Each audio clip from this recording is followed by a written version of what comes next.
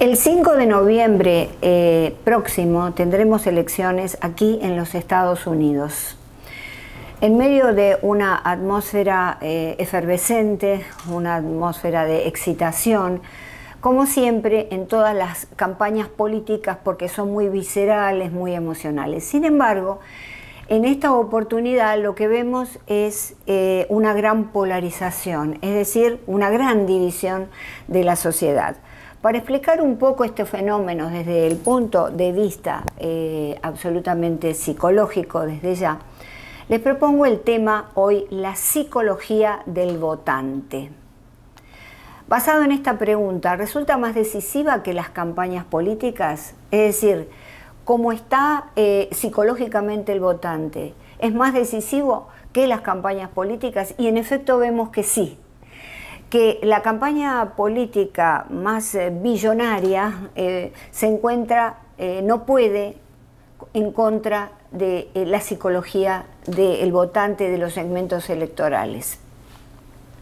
Lo vamos a analizar desde la psicología política. Y la psicología política, nos preguntamos qué es un campo interdisciplinario que explora, que estudia, que investiga el comportamiento de los votantes, el comportamiento de los candidatos, ¿verdad? En general. La psicología individual, la psicología colectiva. Podemos decir entonces, para resumir y que ustedes puedan repasarlo, campo interdisciplinario académico dedicado a comprender la política, los políticos y los comportamientos políticos desde una perspectiva psicológica. Nair Zárate Alba, un poco más académicamente, nos dice es una disciplina científica que trata de describir y explicar el comportamiento político estudiando los factores psicológicos, sociales y ambientales que influyen en las votaciones, porque es un concepto holístico, ¿verdad? Una definición holística, esto de la psicología política. La psicología política tiene precursores. Es una rama que hace más o menos a partir de 1949 comenzó a desarrollarse, pero que vemos que los precursores tienen más de 110 años, ¿verdad? De esta rama. Thomas Hobbes, Nicolás Maquiavelo, Thomas Hobbes con su famoso discurso del Leviatán, que lo expresó en su libro El Leviatán, hablando sobre el Estado, y Baruch Spinoza. Estos son los tres precursores allá atrás en el tiempo. También luego, siglo XIX, tenemos a Gustave Le Bon, que escribe La psicología de las masas, y lo toma Freud justamente para escribir su famoso libro Psicología de las masas y análisis del yo. Es muy interesante lo que habla Gustave Le Bon, porque nos habla de un concepto fundamental. Ese concepto es el siguiente: el individuo aislado de la masa, que no está inmerso en el colectivo social, por ejemplo, en una plaza vitoreando a un candidato, él aislado en su casa, no es capaz de los comportamientos que es capaz dentro de la masa. Y además agrega, el individuo, cuando está en masa, baja varios escalones en la escala evolutiva. ¿Por qué? Porque se vuelve más primitivo, porque se vuelve más salvaje, ¿verdad? De modo que esto es un concepto fundamental para estudiar cuando vemos en nuestros países latinoamericanos lo que sucede con los pueblos, inclusive lo que ha sucedido aquí dentro de la política estadounidense. Ya en nuestro siglo, Harold Laswell, en 1949, habló justamente, es el padre de la psicología política, estableció la conexión entre la comunicación masiva como campo de estudio académico. Es decir, que él fue el precursor moderno de lo que hoy es la psicología política. En 1978 se creó la Sociedad Internacional de Psicología Política y un año después la Revista Electrónica de Psicología Clínica. De modo que eso es un campo muy estudiado en la actualidad, pero poco difundido. En torno a ese campo vamos a analizar la propaganda política y el efecto priming. Esto lo hizo Laswell. Y él nos habla de un concepto fundamental, es la teoría de la aguja hipodérmica. La aguja hipodérmica quiere decir que se inyecta una idea en el cerebro de la persona a través de la repetición. Esto es algo que lo vemos. Los medios de comunicación también inyectan información tratada y filtrada y está el contenido dado como cierto. Es decir, son los efectos de la propaganda en la formación de la opinión pública. Laswell estudia esto entre dos guerras, ¿verdad? En las dos guerras mundiales, porque quería saber el efecto terrible que había tenido la propaganda nazi, ¿verdad?, que finalmente da con la subida al poder de Hitler. Ahora, también tenemos que tener en cuenta que esa fue una época política, un punto de inflexión, en donde habían sucedido muchas cosas, el pueblo estaba muy cansado, y entonces llega Hitler con su novedad al poder, pero además porque hizo una operación tenaza de medios de difusión, de carteles, de todo tipo de propaganda, para justamente entrar, para hacer esa inyección, esa teoría de la aguja hipodérmica en el cerebro de la gente. Y esto actúa evidentemente por repetición. Luego tenemos el efecto priming o primado, el cerebro automático. Esta es psicología cognitiva y experimental, ¿no? A partir de eso se desarrolló. Cuando nos levantamos a la mañana, nos levantamos, lavamos los dientes, tomamos café, nos vestimos, salimos, hacemos todo lo que hacemos habitualmente. Estamos en cerebro automático. No vamos a reflexionar, a ver, ¿tomo hoy café o tomo té? Es decir, son actos completamente inconscientes o preconscientes desde el punto de vista psicoanalítico. Lo utiliza esto también la mercadotecnia, la publicidad. Es decir, atención, tus respuestas a una situación pueden ser influenciadas por la exposición a un estímulo previo, sin ser tus respuestas conscientes de ello.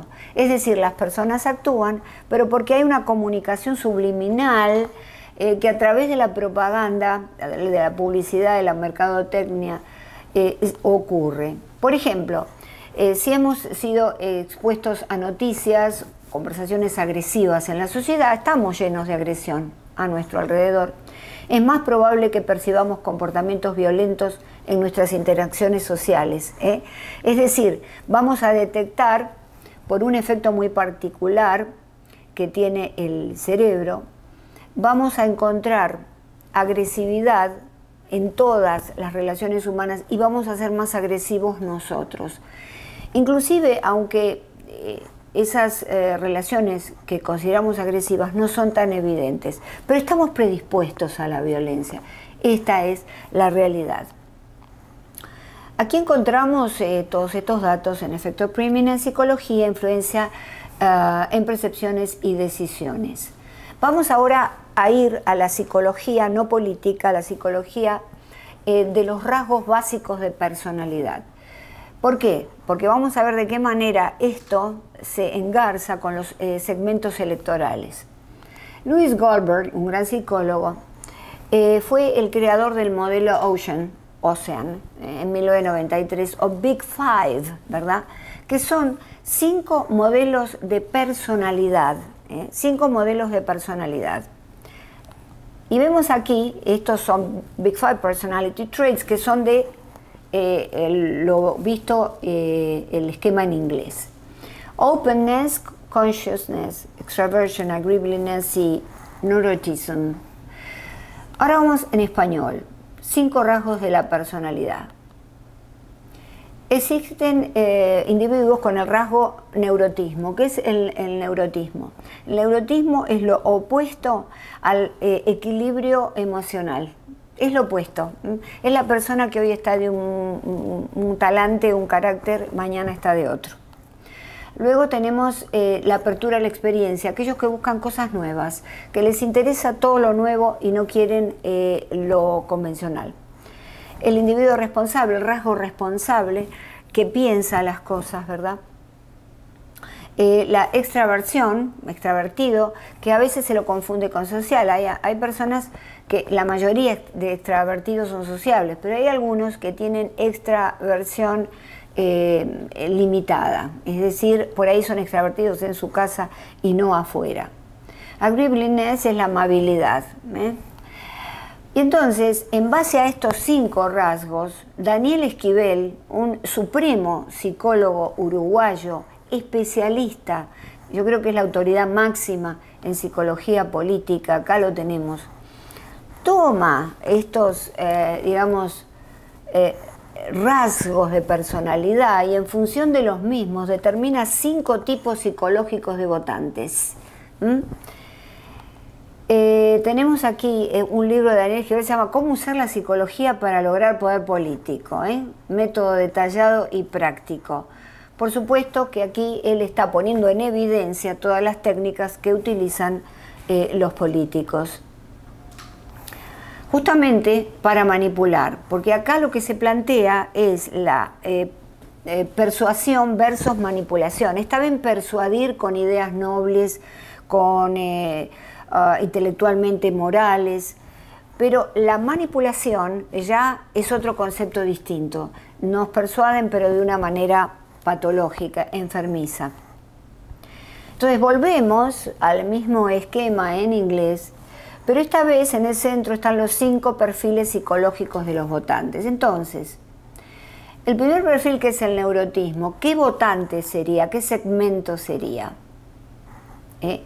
Bueno, primero vamos a hacerlo. Apertura a la experiencia, ¿verdad? Responsabilidad, extraversión y amabilidad. El abierto, digamos, ese es un perfil psicológico basado en un rasgo de personalidad. El abierto es la persona que siempre busca la novedad, que quiere las cosas que no son convencionales. El metódico, que es un individuo responsable, que le gustan las campañas metódicas, el pensamiento paso a paso, el pensamiento claro, que le digan justamente o que lo inviten a campañas reflexivas. Luego en la extraversión tenemos el social, que la mayoría son así, y tiene una fuerte identidad partidaria.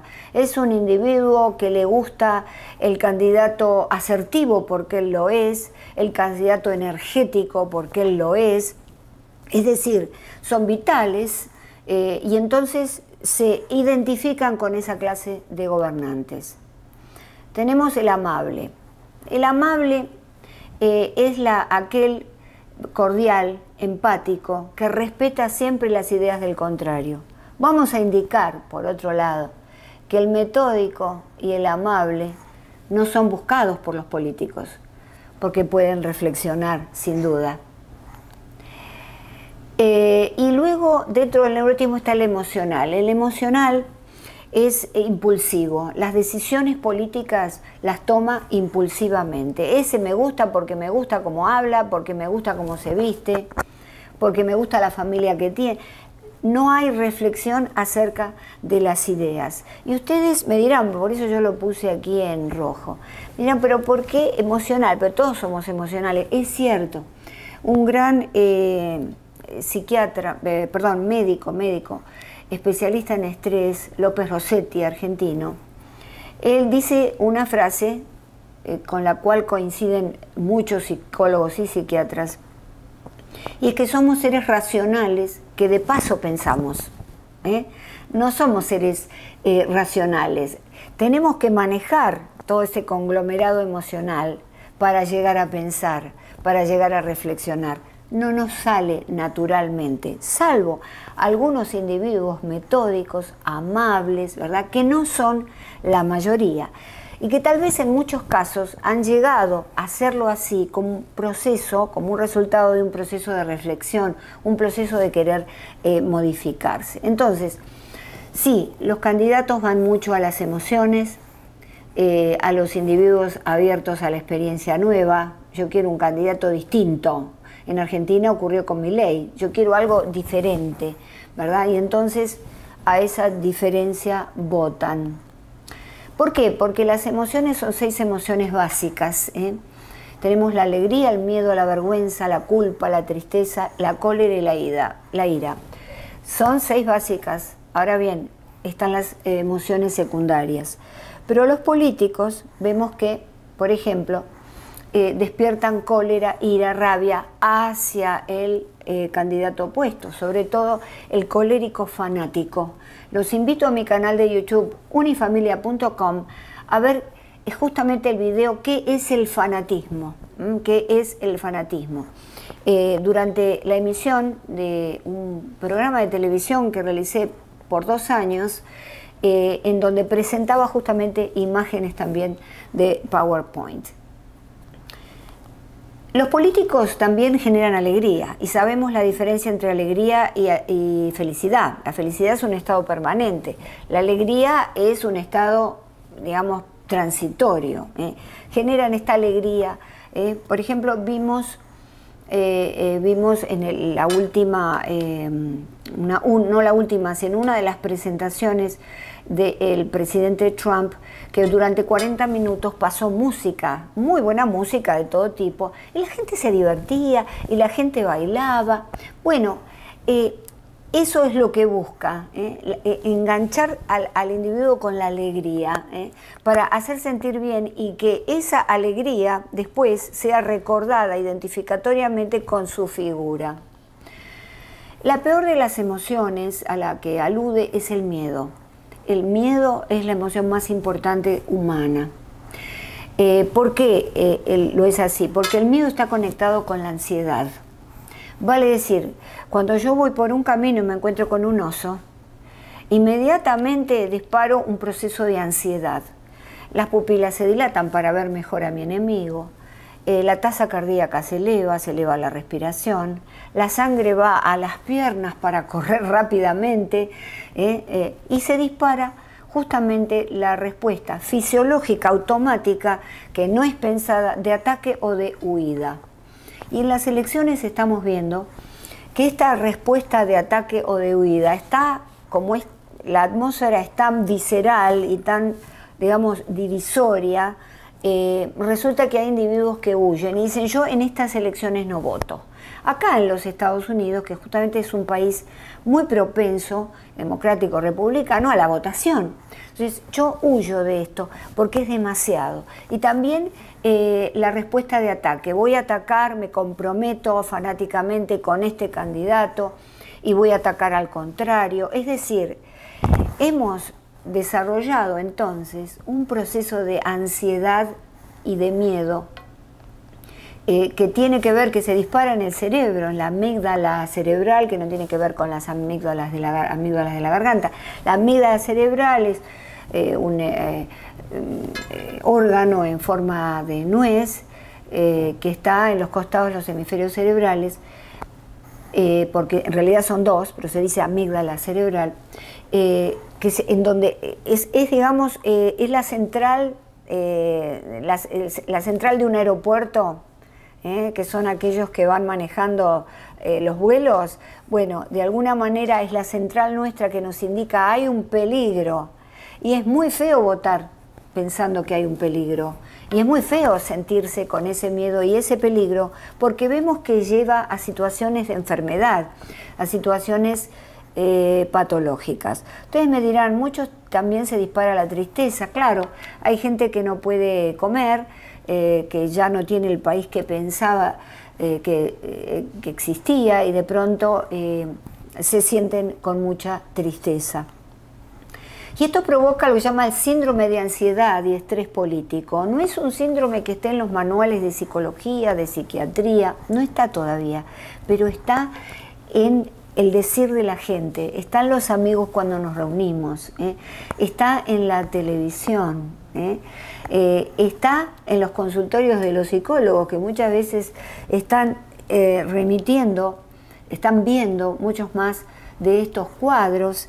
Y un poco es interesante preguntar cómo está el tema de la política en su caso, porque hay personas que lo pueden desarrollar. Ansiedad y estrés.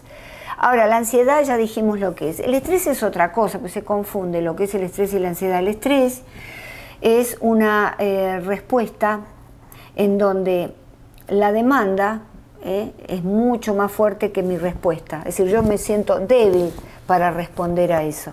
Y entonces caigo en una depresión, caigo en un síndrome de quemado, un burnout.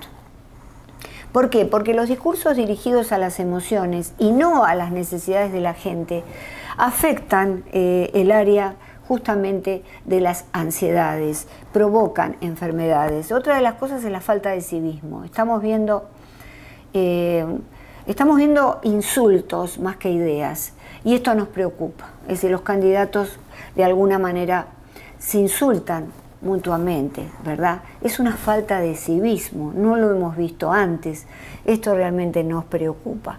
Fíjese que en el último town hall que hizo el presidente Trump, lo hizo también Kamala Harris, me llegó un pedazo de eso muy interesante. Una latina, ¿no? Una latina le pregunta, no en inglés, había traductores así, le pregunta, presidente Trump, le voy a hacer la misma pregunta que le hice a la vicepresidente Kamala Harris.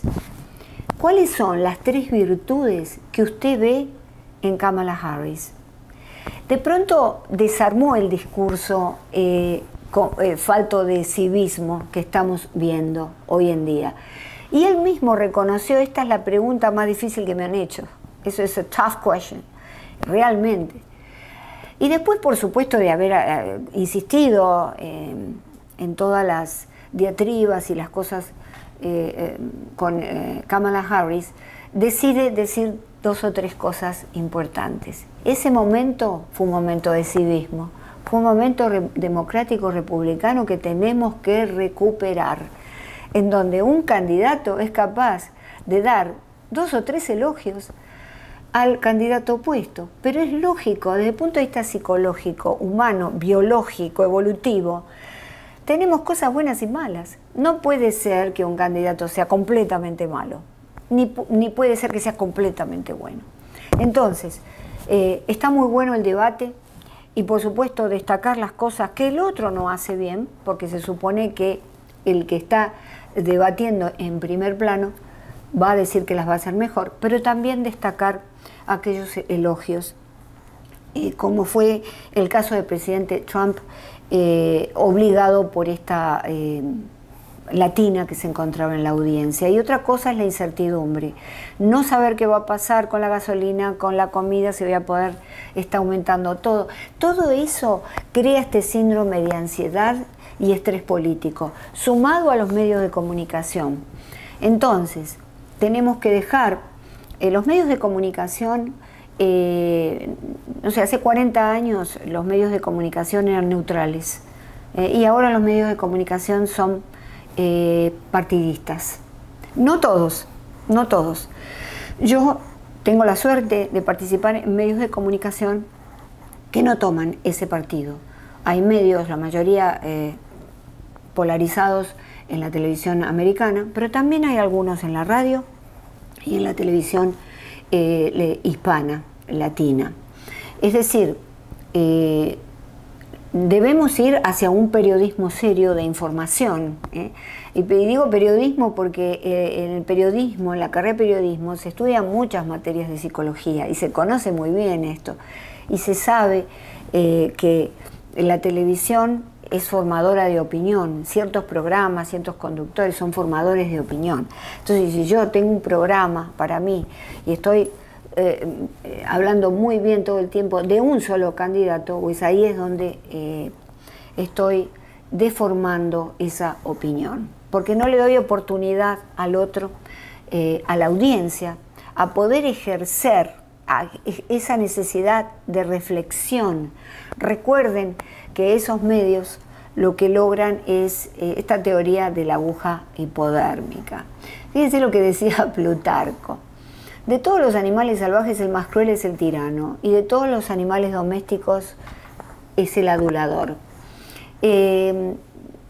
tenemos que ejercer nuestro derecho y nuestra capacidad humana de reflexión, de análisis, de un metodismo, de leer más, de estudiar, justamente alejándonos de la posición del adulador fanático. Casi todos los aduladores son fanáticos, para no poner en el poder, no estoy hablando de estas elecciones, pero en el futuro. Esto es un poco la futuración, ¿no? Un deseo que está a la distancia. No poder poner tiranos en el poder que serán dictadores o dictadores que pueden ser tiranos, ¿verdad? Como ha ocurrido en muchos países que nosotros conocemos de Latinoamérica. Tenemos que ser votantes metódicos, reflexivos, prolijos, leer mucho, ver un programa de televisión o escuchar un programa de radio neutral, que no esté todo el tiempo hablando barbaridades del candidato opuesto. Y tenemos que ser un votante amable. El votante amable, metódico, justamente esos dos tipos de votantes que los políticos no quieren. Pero nosotros tenemos que superar nuestro estado emocional y poder votar de manera diferente, ¿verdad? Porque no sirve tampoco dejar de votar. Tenemos que hacer uso de nuestro derecho al voto. Y también algo interesante, usar el priming de bondad. Ustedes saben que el priming, ya les había hablado, de que se trataba, hay varios tipos de priming, y uno es el de bondad.